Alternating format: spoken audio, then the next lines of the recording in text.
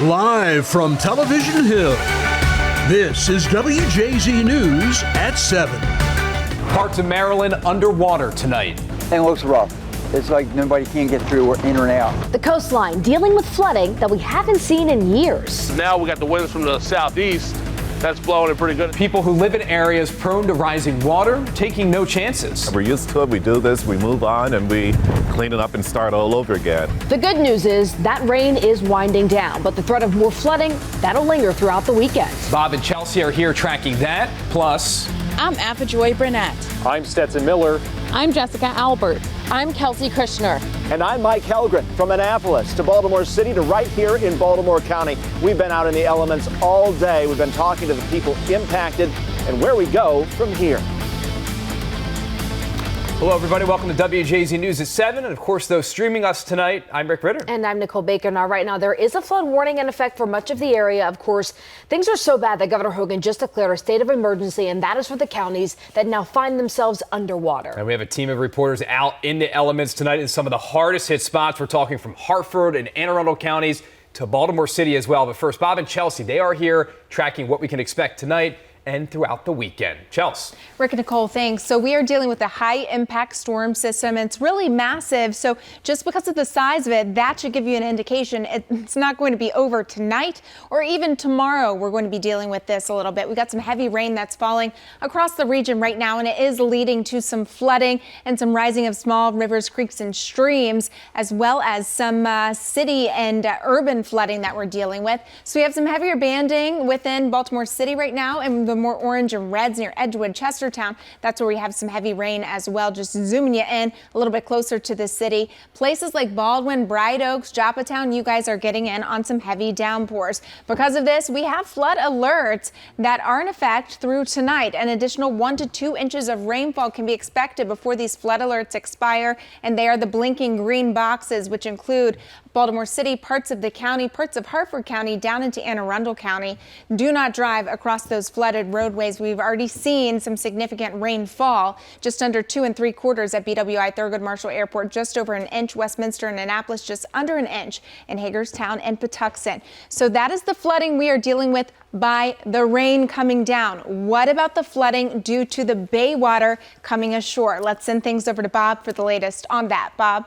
All right, for the last 24 hours, those strong easterly winds off the ocean pushed the bay from the east side to the west side. That's what's caused all this coastal flooding. The bay is like a big bathtub. Literally, it just goes like this and eventually it'll go back. So later tonight and tomorrow, the winds should be shifting more to the south and southwest. That might help alleviate some of the flooding on the western side of the bay, but it's still a coastal flood warning.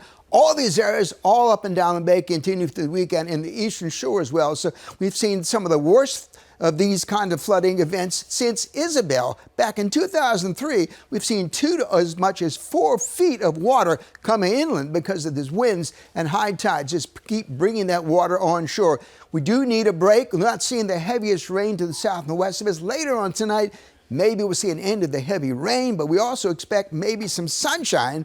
Yes, believe it or not, to return for part of the weekend. We'll take a look at the complete forecast coming up in just a few minutes. Rick?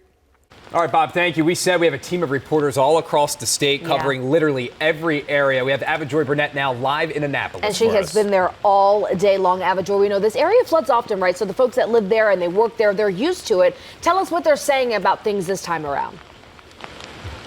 They're used to it, but they just wish that they didn't have to deal with it so often. All day long, we stayed here in Annapolis and we saw folks come out. They watched, they took pictures. Many people were worried about this. Others came out to have some fun. Enjoying the kayaking day out here. City Dock in Annapolis is underwater once again. The water started to rise even before the first drop of rain fell. This is a reality Maryland's capital city is getting used to. Get flooded all the time. Whoops. When there's a lot of rain and a lot of wind. At high tide, the water topped 4 feet, and another one will come early Saturday morning. That one could be as high as 5 feet, 3 inches. Saw a lot of waves coming into the Maritime Museum over there. It looks like they're going to get some sustained damage.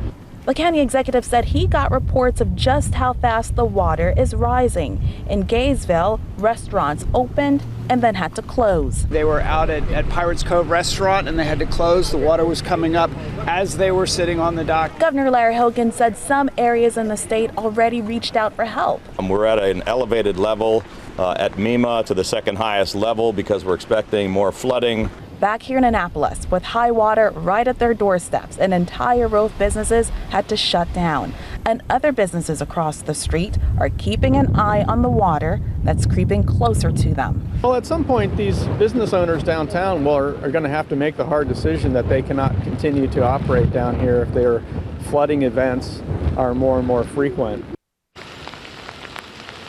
And boy, what a difference 1 hour makes. 1 hour ago for the 6 o'clock live shot, we were standing right here. It was dry, guys, but now the water is moving back in, and that actually makes sense because high tide is coming once again in about 6 hours at 1 a.m. And that is the big danger. It's dark behind me right now. It's dark everywhere. There's water also everywhere. The governor just issued a state of emergency for several areas in our state that have been impacted here. So the big message for everyone tonight, when you are going out there, if you have to be outside, please be careful. Live at City Dock in Annapolis, Avajoy Burnett for WJZ.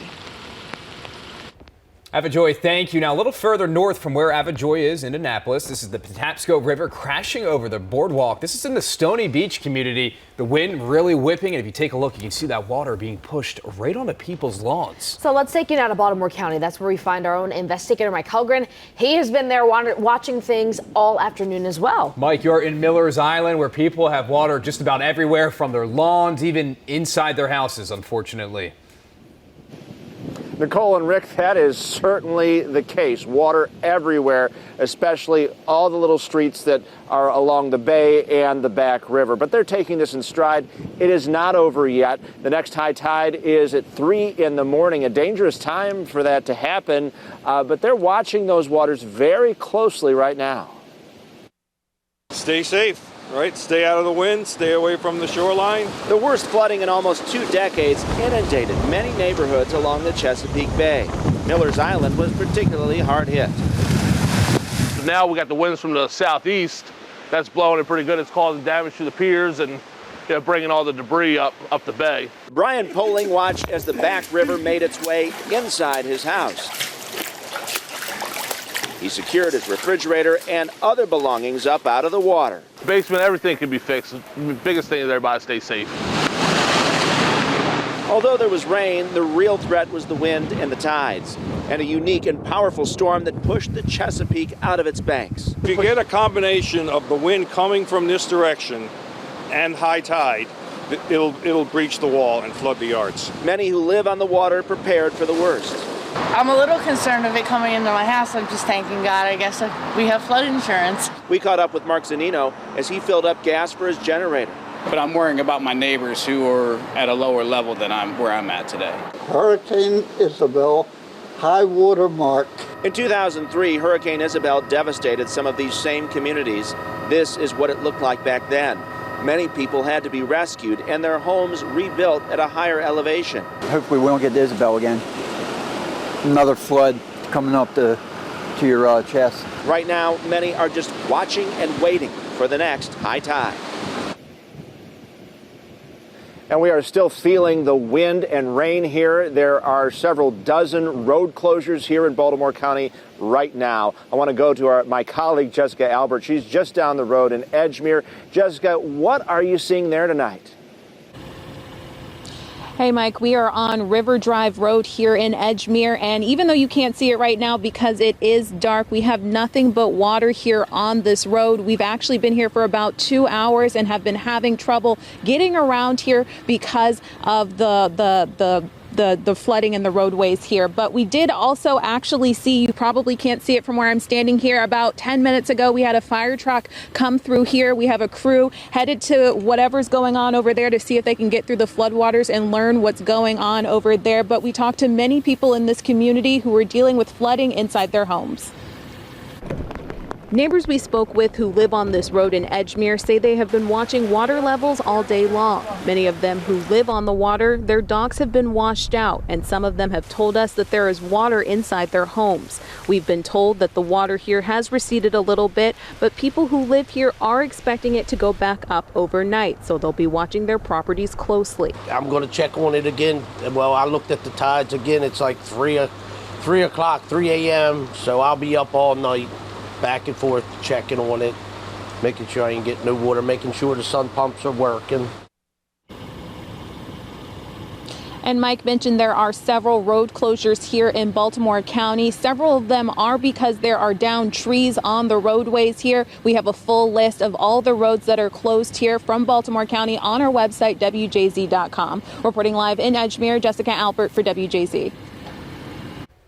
Jessica, thank you. This is in Towson. Check out this tree. It fell right on a house along Margaret Avenue. The good news is no one was home when it happened and no one was hurt there. A building inspector was brought in just to make sure it's still safe for the family who does actually live there. And meantime, in Hartford County, parts of Havana Grace underwater. Again, it is the winds and the higher than usual tides that's really pushing that water out onto the street. So we want to bring in Kelsey Kushner. She is live at Tidings Park up in Havana Grace there. A lot of concern about the high tide and even more water flooding in that area, Kelsey. Yeah, Nicole, Rick. Well, it looks like a beach out here, but I am telling you, it is not. This is the parking lot at Tidings Park. The water is being moved in here. It's bringing a lot of this debris, like this piece of wood here, with it all over this parking lot. Now, within the past half hour, I will say that the winds have picked up, the rain's picked up, that water is moving in. It's hard to even tell, really. Of course, it's dark, but where the docks start and where the parking lot ends out here. The water's getting more choppy, the waves are crashing up, but I will say that this here is the only flooding that we have really seen in this area, and neighbors say they're lucky. Actually, we're very lucky. The wind patterns changed, and so we've invested a lot of money in our infrastructure here, and it looks like it's held. Now, earlier we did see a few cars try to make their way through this parking lot. Officials have since blocked off the entrance. That way nobody gets stuck. Reporting live at 7, Kelsey Kushner for WJZ. Yeah, be careful out there, Kelsey. Thank you. So from Hartford County all the way here to Baltimore City, Stetson Miller continues our live team coverage. He's down in Fells Point tonight. Stetson, how are things looking there? We know many people in that area picked up sandbags this morning, even yesterday, trying to move their cars to higher ground as well. Absolutely, Rick, that's right, yeah. And if you take a look behind me right now, we are at one of those flooded areas that people have been preparing for all day. This is Thames and South Wolf Street. You can see the area is completely flooded here. You can see 2 cars underwater there. It's moments like this, like I just said, that people have been preparing for all day. It's all hands on deck in Fells Point, as many base for the potential of intense tidal flooding. Just got to prep up and make sure we're going to be safe. Neighbors from all over the city came here to Thames and Caroline Streets to get sandbags for their homes and businesses after city officials warned people to prepare for flooding. We've experienced flooding before. I heard they were giving out sandbags, so preventative measures, we came down here to try to get some sandbags. Forecasters warned that the storm may be one of the biggest tidal flooding events since Hurricane Isabel. So many here weren't taking their chances. With Hurricane Isabel, we had accumulated almost 2 feet of water in our basement. We're trying to prevent that from happening again. Water could be seen creeping up over some streets and walkways in the Inner Harbor and in parts of Fells Point throughout the day, prompting some businesses to consider closing their stores. Employee safety is number one, so we will most likely close early. Seasoned Olive manager Megan Day says many in Fells Point are used to flooding and know how to prepare for storms like this. We're used to the flooding, we know what to do, so we just kind of set up and then hunker down.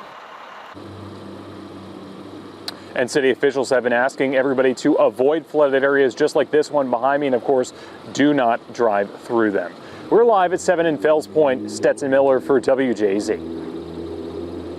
Stetson and all of our reporters, great coverage tonight. Thank you. On the Eastern Shore, check out what Ocean City looks like. There was a lot of concern there, and the Maryland National Guard, they have 20 soldiers and 10 vehicles on standby because of that. Of course, they're ready to assist local and state emergency agencies for anything that may come up And that does include even possible evacuations. On days like this where it's busy, severe weather, it's a great time to download our WJZ weather app. It's easy. You can scan the QR code that you see right there on your screen. We have the most experienced weather team in town working hard for you, updating you on air, online, and streaming throughout the day.